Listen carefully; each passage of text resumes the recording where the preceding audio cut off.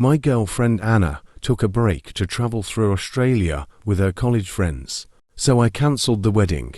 All right, here goes nothing. So, Anna and I had been together for about 5 years, engaged for almost 3. Things were going all right, or at least I thought they were. We had a wedding date set, everything was booked, and I was under the impression we were on the same page. Guess I was wrong about that. See, about 6 weeks ago, she tells me she's going on this trip to Australia with her old college friends. It was like a trip of a lifetime, or whatever she called it. I was fine with it, I mean. It wasn't like I was going to stop her from going on a trip with her friends, right? In fact, I even drove her to the airport, helped her with her bags, gave her a kiss goodbye, and wished her a fun time. That's when she hit me with it. The whole "we need to take a break" thing. Now, it wasn't like she said, "Let's sit down and talk about things." Nope.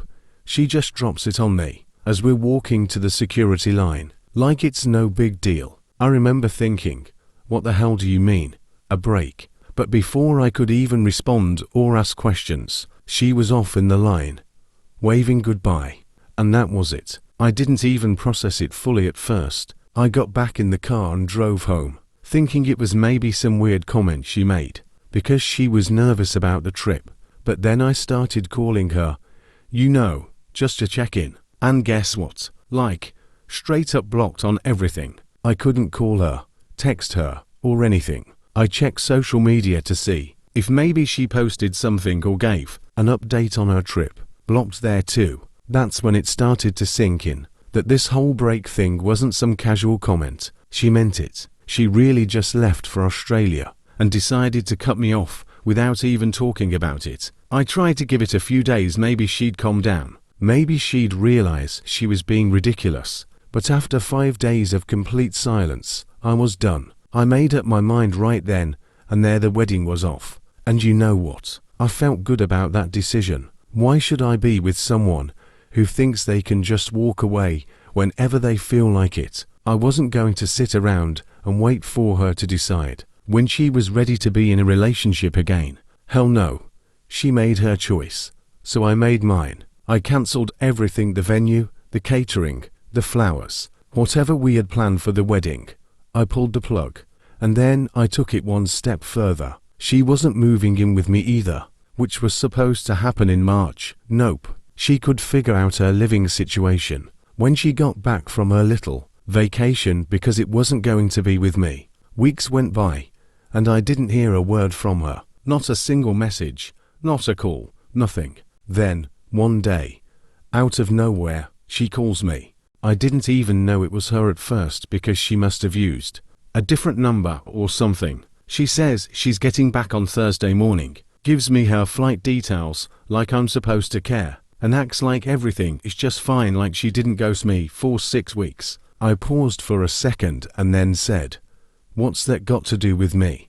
And man, the silence on the other end of the phone was golden. She didn't know how to respond. I didn't give her a chance to explain either. I blocked her like she did to me, and that was the end of it. Or at least, I thought it was. Later that day, I figured it was time to let people know what was up, especially since the wedding was off and all. We had a group chat with some of our friends and family, so I just posted a quick message saying, "Hey, just letting everyone know the wedding is cancelled, and so is our relationship." I didn't think it would blow up like it did, but man, people had questions. Everyone started asking what happened, so I laid it out for them. I told them how Anna went off to Australia, decided we needed a break without even asking me, and then blocked me for 6 weeks. They were all pretty shocked. Some people were even mad on my behalf, which, honestly, felt kind of nice. You never really know how people will react when you drop news like that, but it was good to have some support. By 2 p.m, Anna finally decided to chime in. She didn't say much at first, just asked me to call her so we could talk about everything. I wasn't having it. I told her we could talk right there in the group chat if she wanted to explain herself. She didn't like that, though. Said something like, "This is between us, not for everyone else." Yeah, no. She made this public the second she walked out of my life without a word. She tried messaging me a few more times, but I just kept it short. I wasn't in the mood to listen to her excuses. By 6 p.m., she was begging me to pick her up from the airport so we could talk this out. Like, seriously, as if nothing had happened. I told her straight up, that was your plan, not mine. None of this was my plan. And I meant it. I wasn't going to go running to the airport like some fool after everything she pulled. To be honest, part of me was still waiting for her to drop some kind of explanation that would make it all make sense. I guess I wanted to believe there was a reason that would justify why she treated me like this. But as the hours went by, I realized there wasn't going to be a reason. She wasn't going to come back with some grand apology or tell me there was some big misunderstanding. She made her choice, and I had to live with that. So over the next few days, I focused on getting my life back on track. I wasn't about to let this ruin me. I started going through our shared accounts, making sure everything was split up, and yeah, I changed the locks on my apartment. Last thing I needed was her showing up unannounced, thinking she could just waltz back into my life. I was done with that. I even started looking at some trips of my own. I figured if she could run off to Australia for 6 weeks, maybe I should take some time for myself too. I deserved it after all the crap she put me through. Anyway, that's where things stand right now. She'll be back in a couple of days, but I'm not going to be there waiting. She can figure out her own way home. As far as I'm concerned, this chapter of my life is over, and I'm moving on to better things. Alright, so let me tell you what happened next, because things got wild pretty quick. After I made my peace with the fact that the wedding was off, I figured it was just a matter of time before Anna tried to reach out again. I was ready for it, but what I didn't expect was how fast she tried to play the victim card. It all started when I got a message from one of our mutual friends, Chloe. Now, Chloe's cool and always been straight with me, but this time, she was a bit hesitant, like she didn't really want to get involved. But she sends me a screenshot from another group chat one that I wasn't in. Obviously, it was Anna talking to some of her friends, trying to paint this whole thing was the one who overreacted. Can you believe that? In the chat, she's telling them how stressed she was about the wedding, and how she needed space to clear her head. She even said something like, I didn't mean for the break to last that long, but I thought he would understand.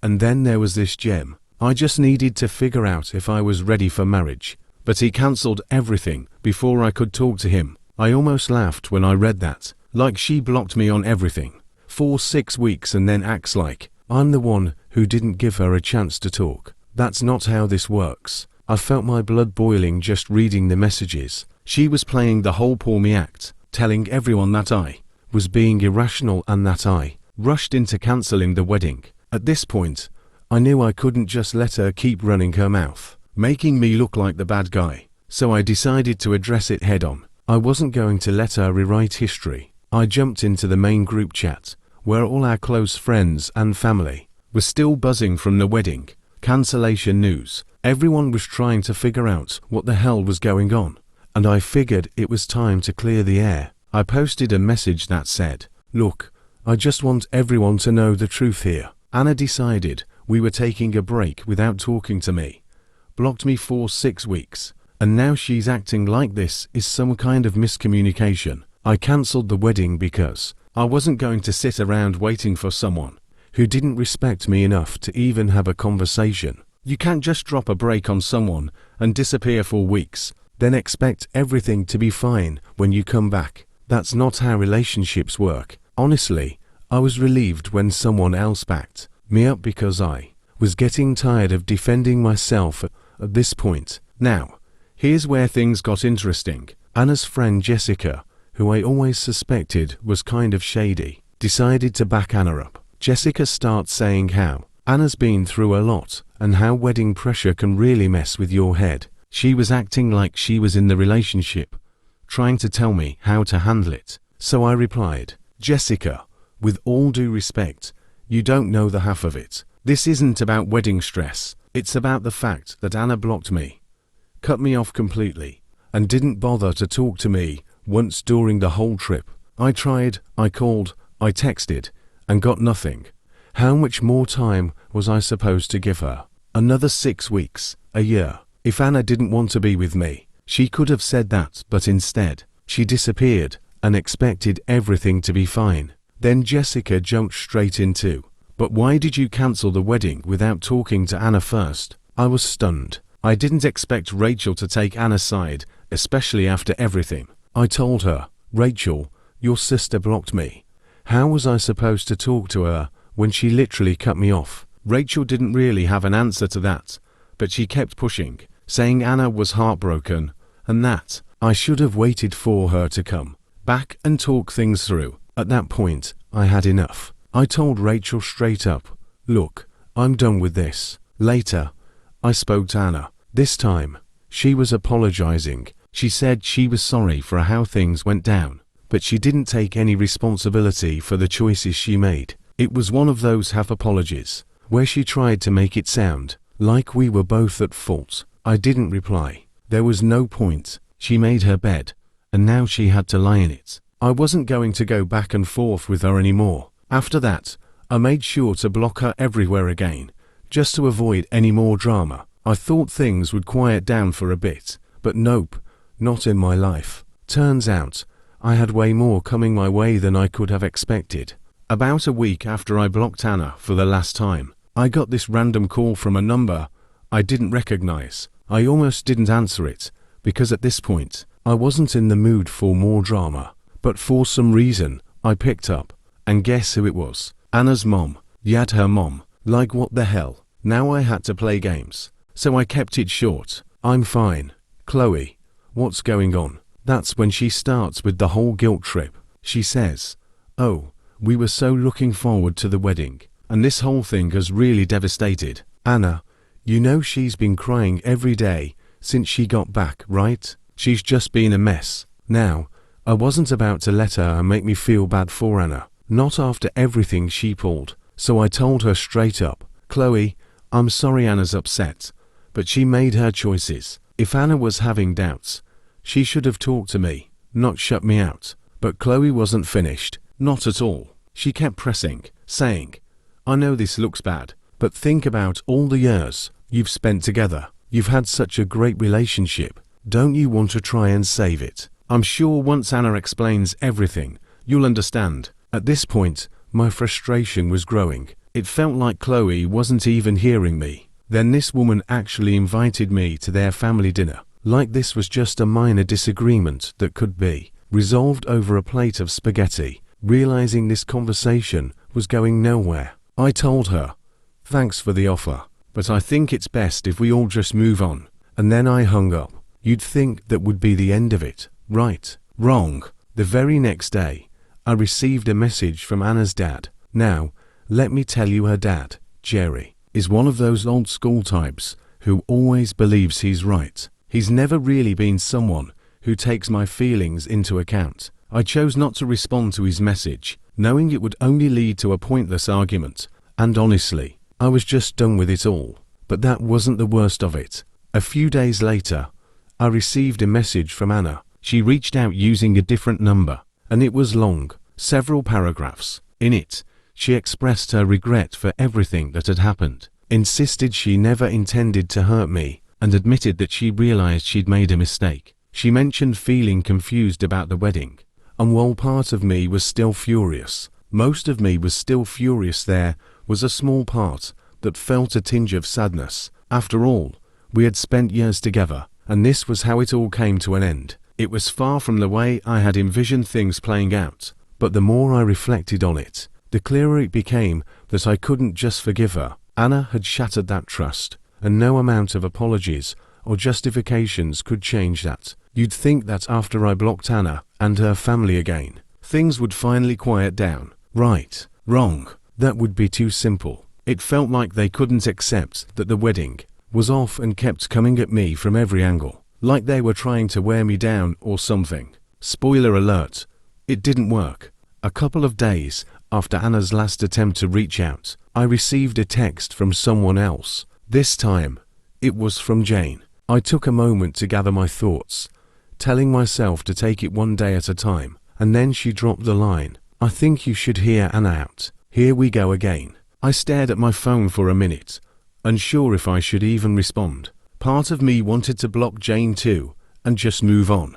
But my curiosity got the best of me. I wanted to see where this conversation was headed, so I asked her why she felt that way. She insisted that Anna was upset and didn't intend to hurt me. But the more Jane spoke, the clearer it became. Anna had sent her to do her dirty work, hoping I might be more receptive to someone else. It felt like Anna didn't even have the courage to face me directly anymore. I was done with this. I told Jane, "I appreciate your concern, but this isn't something that can be resolved with a few apologies. It's over. Plain and simple." I could tell she wanted to keep arguing, but I cut her off before she could continue, and then I blocked her immediately. Later that week, Jack reached out to me, asking to meet for coffee. When I arrived at the cafe, he was already there, looking somewhat uneasy. We settled in, and after some awkward small talk, he finally got to the heart of the matter. "Look, man, I know things with Anna have been a mess. I just wanted to check in and see if there's any chance you two could work it out." I nearly laughed at the suggestion. "Jack, it's over. There's nothing left to resolve. She made her choices, and I've made mine." He shifted in his seat, looking uncomfortable, as if he didn't know how to respond. It was clear Jack was about to say something I wasn't really in the mood to hear. "Yeah, but what if she's serious about fixing things? She's been talking about wanting to make it up to you." I shook my head. "Jack, I appreciate you coming here and trying to help, but it's not going to happen. If Anna wants to move on, that's fine, but I'm not interested in picking up where we left off." We sat there in uncomfortable silence for a moment, both of us sensing that this conversation was going nowhere. Eventually, Jack shrugged and said he understood. So when I saw Anna's aunt's name pop up on my phone, I knew something was seriously wrong. She started by mentioning that she'd heard about the breakup and wanted to check in on me. At this point, I was done, so I cut to the chase and asked her, "Did Anna send you?" Her response, "Well, not exactly, but she's really been struggling, and I thought I could help mediate things between you two." I nearly threw my phone across the room. That was it. No more conversations, no more explanations, no more letting anyone drag me back into that toxic mess. I was done for real this time. After that, things finally quieted down. No more texts, no more calls, no more random family members popping up in my inbox,